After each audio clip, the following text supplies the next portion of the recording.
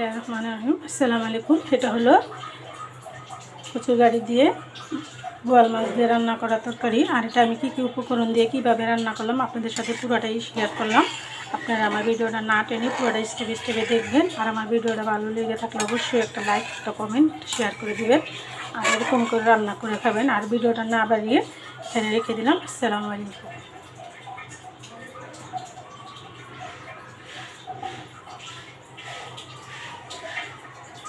আমার মাছটা কষা হয়ে গেছে। আর এখানে আমার কচুর গাড়িটা ছিল হয়ে গেছে। আমি কচুর গাড়িটা একটু কষলিয়ে নেব। একটু হাত দিয়ে ভেঙে দিলে হবে, বেশি গালাতে হবে না। দেখেন একদম মমের মতো গলে গেছে। আমি বেশি ভাঙবো না, হয়ে গেছে আমার ভাঙা। আমি এখন এটাতে তরকারিটাকে দিয়ে দেবো। আর দিয়ে দেবো কিছুটা পানি, ঝোল দেবো।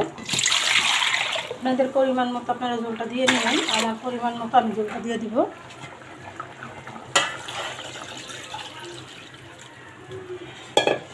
হয়ে গেল আমার কচুর গাঠির তরকারি রান্না করা। আপনারা এই তরকারিটা আপনারা যে কোনো মাছ দিয়ে রান্না করতে পারেন। চিংড়ি মাছ, বোয়াল মাছ, পুঁটি মাছ, ইলিশ মাছ, যে কোনো মাছ দিয়েই, শোল মাছ।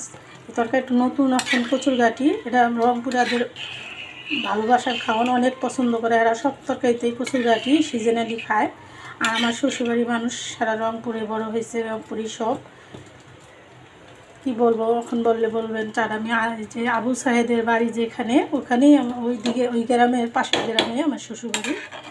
সেই গ্রামেই আমি, সেই গ্রামের বউ। আর আমাদের দেশের বাড়ি কুমিল্লা। হ্যাঁ, আমার রান্নাটা দেখেন আমি কী উপকরণ দিয়ে কীভাবে কী রান্না করলাম।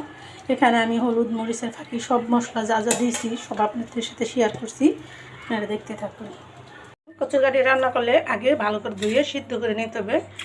এখানে ভালো করে ধুয়ে নিয়েছি। আর আমি এটা আধা ঘন্টা সিদ্ধ করব। আর ভালো করে সিদ্ধ করলে গলা চুলকাবে না। আপনারা আমার রান্নাটা ফলো করবেন, কীভাবে আমি রান্নাটা করি পুরাটা স্টেপে স্টেপে দেখবেন।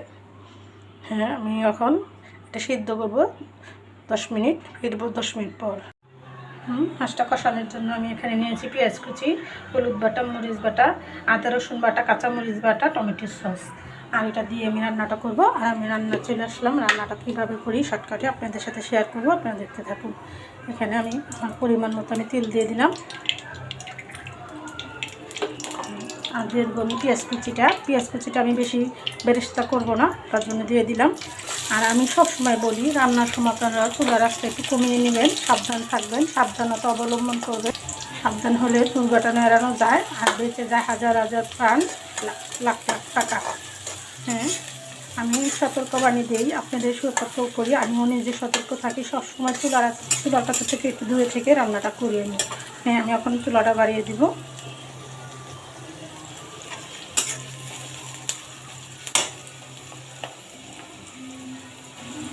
পেঁয়াজটা দিকে একটু বেরেস্তা হইতে থাক। আমি মশলাটা আপনাদের একদম শর্টকাটে করার জন্য আমি আপনাদের দেখিয়ে দিচ্ছি। আমি এখানে দিয়ে দিব 1 চামচ হলুদের ফাঁকি আর 1 চামচ মরিচের ফাঁকি। এটার সাথে ধনে, জিরা, তেজপাতা আছে, সবই আছে, তার জন্য 1 চামচ দিলাম। আর এই সসটা আমি এখানে কাঁচামরিচ, পেঁয়াজ, আদা রসুন বাটা সবই আছে, এটা আমি 3 চামচ দিয়ে দিব। 1 টেবিল চামচ ধরতে গেলে 1 টেবিল চামচ পরিমাণ দিয়ে দিবেন।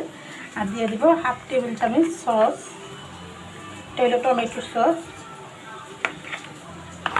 হ্যাঁ, আমার মশলা উপকরণ আমি এখানে নিয়ে নিছি।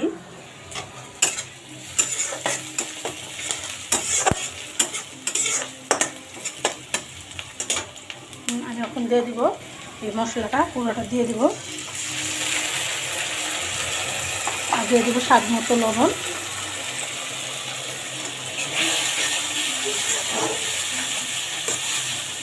মশলাটা আমি ভালো করে 5 মিনিট কষিয়ে নেব। ফিরে আসবো 5 মিনিট পর। হ্যাঁ, ফিরে আসলাম 5 মিনিট পর। দেখেন মশলাটা এখানে কষা হয়ে গেছে। আমি এখন মাছগুলো দিয়ে দিব।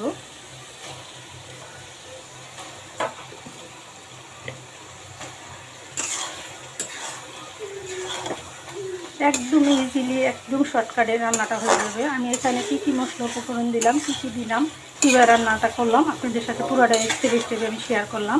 আর এই মশলাটা মাছটা আমি 5 থেকে 10 মিনিট কষিয়ে নিব। কষিয়ে রান্না করলেই রান্নাটা 100তে 100 স্বাদ হয়। আমার রান্নাটা কি সুন্দর একটা কালার চলে আসছে। আপনারা এরকম শর্টকাটে একটা রান্না করে খেতে পারেন। এই রান্নাটা যে কোনো মানুষই রান্না করতে পারবে, মশলাটার পরিমাণ মতো দিয়ে নিলেই হয়ে যাবে।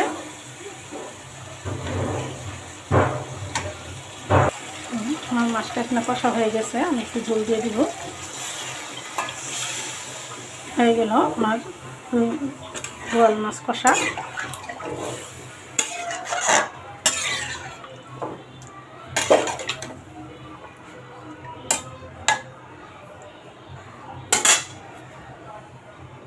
এটা আমি আরও 5 থেকে 10 মিনিট রান্না করব। ফিরে আসবো 10 মিনিট পর, আপনারা দেখতে থাকুন। সিদ্ধ করা হয়ে গেছে, আমি এখন তুলে নিয়েছি। আর এখানে আমি মশলাটা কষাবো, আপনাদের সাথে শেয়ার করবো, আপনারা দেখতে থাকুন।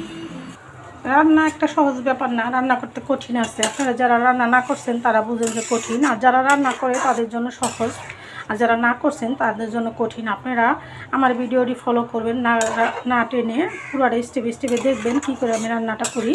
আমার কচুর গাড়িগুলো সিদ্ধ হয়ে গেছে, আমি বাইছে নিছি।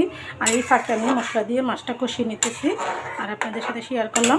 এটাতে আমি আদা রসুন বাটা, হলুদ মরিচের ফাঁকি, পেঁয়াজ কুচি দিয়ে আমি মাছটা কষিয়ে নিতেছি এদিকে। বা রান্নাটা শর্টকাট হওয়ার জন্য আপনাদের সাথে শেয়ার করলাম, আপনারা দেখতে থাকুন আমি কীভাবে কী রান্না করি। এই মশলাটা আমি আরও 5 মিনিট কষিয়ে নিব, ফিরে আসবো 5 মিনিট পর।